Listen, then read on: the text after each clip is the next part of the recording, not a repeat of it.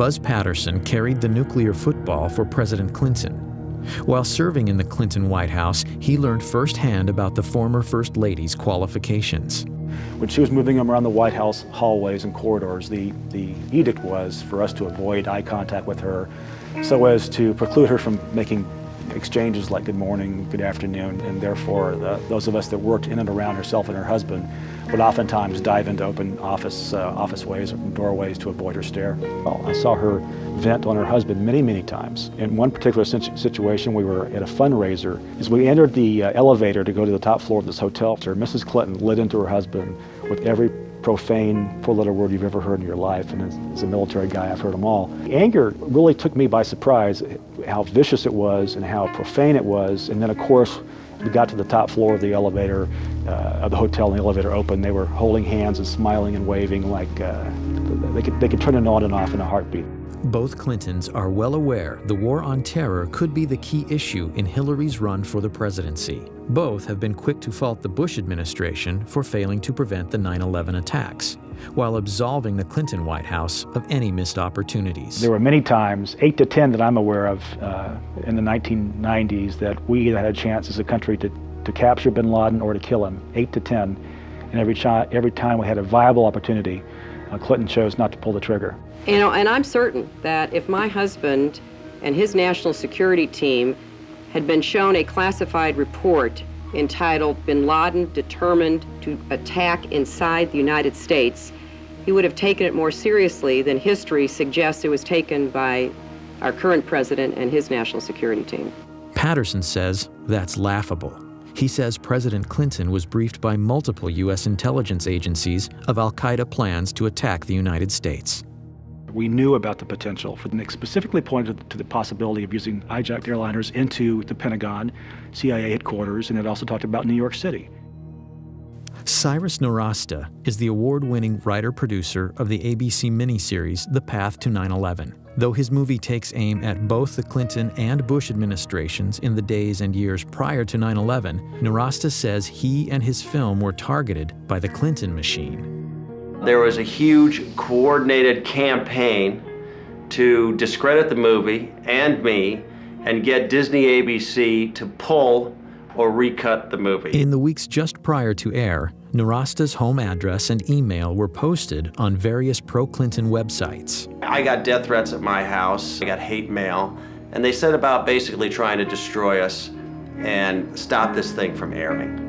Intimidation included 5 senators, led by Harry Reid, sending a letter to Disney ABC threatening to revoke their station licenses if they didn't pull or recut the movie. You gotta understand, these phone calls, the threats on the internet, these bloggers, all of these people out there, none of them had seen the movie. This was all political spin, and it was generated by ex-President Clinton from his offices in Harlem, where he met with all of these bloggers to specifically discuss countermeasures against the ABC broadcast, The Path to 9/11, and how they could get it pulled from the air.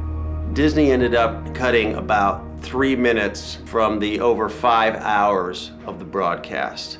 So I'm going to show that to you now.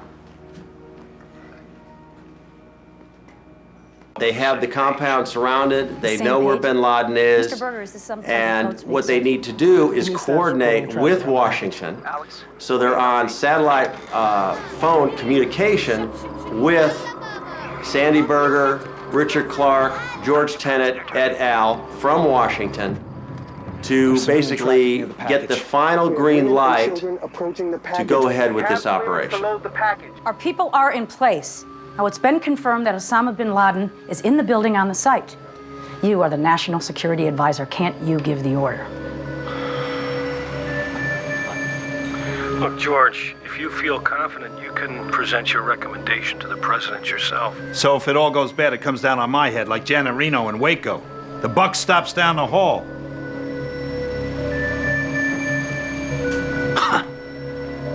Mr. Berger, sir.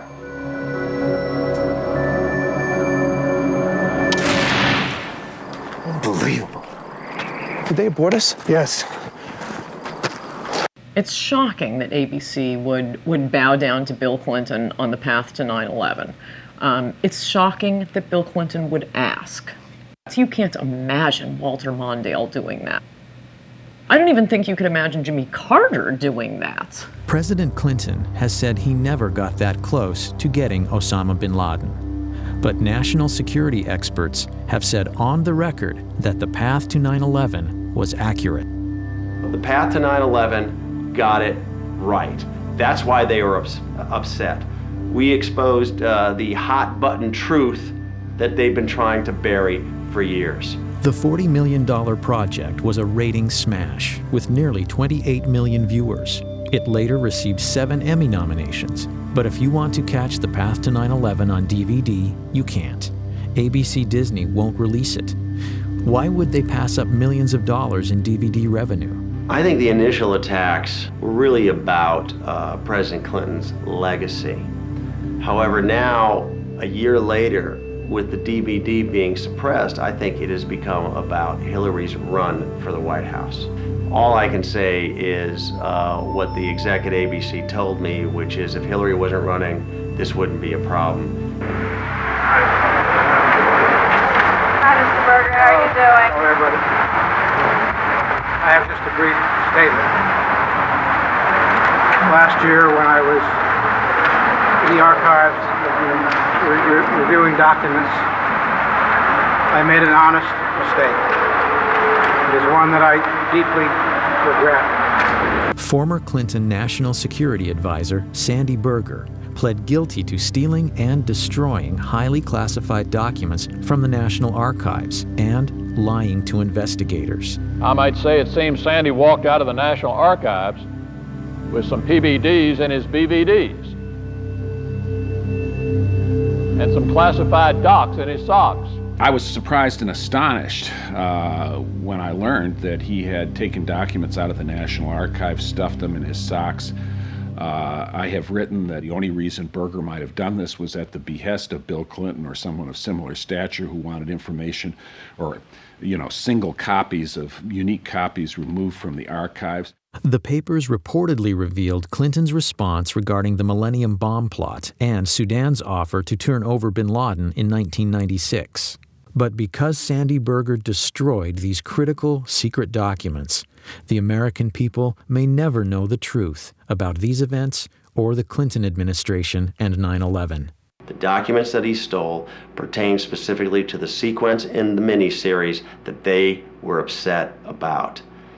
I believe they are criminally guilty of distorting history.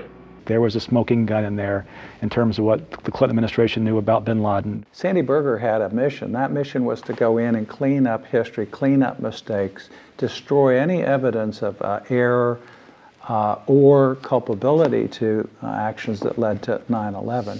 He accomplished that. He basically paved the way for her to move forward and give Bill a free pass.